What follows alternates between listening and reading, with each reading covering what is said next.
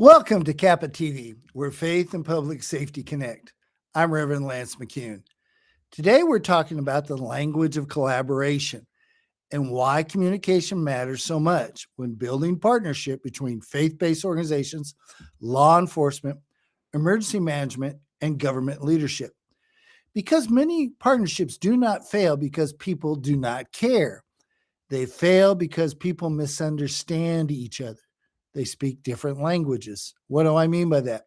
Faith leaders and government leaders often approach situations from very different worlds. A pastor may say, "We're led by the Spirit." An emergency manager may say, "We follow protocol." The truth is, both are right. But without understanding what this means, both can walk away frustrated. Now, let's be honest. Walking into a government meeting for the first time can feel like entering a foreign country. Suddenly, everyone is speaking in acronyms. What do I mean by that? The EOC, the ICS, the OEM, the PIO. At some point, you are beginning to wonder if you're entering a briefing or a crossword puzzle contest. The truth is, for the record, EOC does not mean everyone's out cold. It means Emergency Operations Center. And the ICS is not a new Bible study app. It stands for Incident Command System, the framework where government uses to organize emergency response. If faith leaders are going to participate in mayors, faith-based cabinets, community policing efforts, or emergency management meetings, then learning some of that language matters. Not because you're giving up your identity, but because understanding the room helps you to serve more effectively. You don't have to become a government expert, but learning the basics builds credibility, clarity, as well as trust. Now, government leaders have some learning to do also, because sometimes when pastors say, "We're praying for you," they do not understand what that means. They're wondering if this is a political statement. They might look at it as just handed down as some religious term. But here's the truth. Faith leaders communicate through relationship, encouragement, compassion, and trust. This is not a weakness. This is one of their greatest strengths, and they communicate that way. So, how do we make this work? We meet in the middle. Faith leaders learn enough to understand structure. Government leaders learn enough to understand relationships. And both sides learn how to communicate respectfully with one another. Government leaders need to understand when faith leaders say, "We're praying for you," that is not political language. It is a sincere way of saying, "We support you." And faith leaders need to understand when emergency managers say, "We need to involve the PIO," they are not forming a secret society. They simply mean the public information officer. This becomes especially important during crises.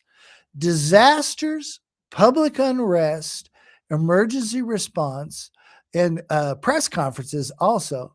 These are the moments where everybody needs to understand the language because words matter. Faith-based organizations may sometimes need to adjust how they communicate publicly. This is not a compromise. This is wisdom. The message remains the same. You are simply learning how to communicate effectively inside different environments. This is one of the strengths of neutral authority. It allows you to grow in developing your language. It creates a framework where different groups can work together without losing who they are.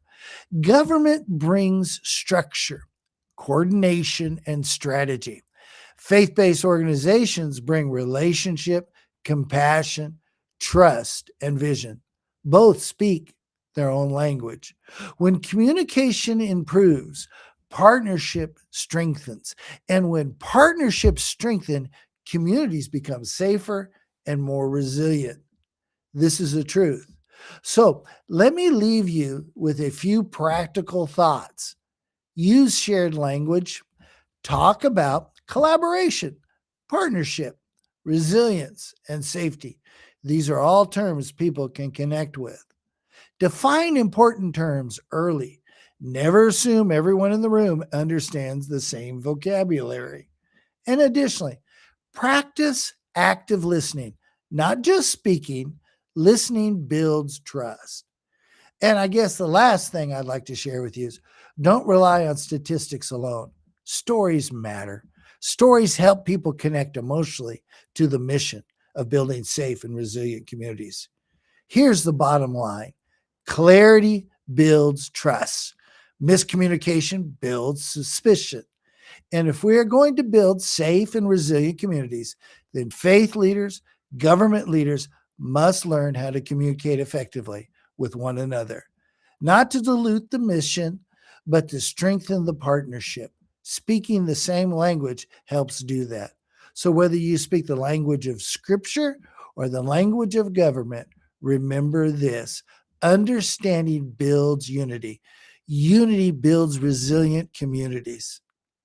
This is Reverend Lance McCune for Clergy and Police TV, where public safety and the community come together. God bless you.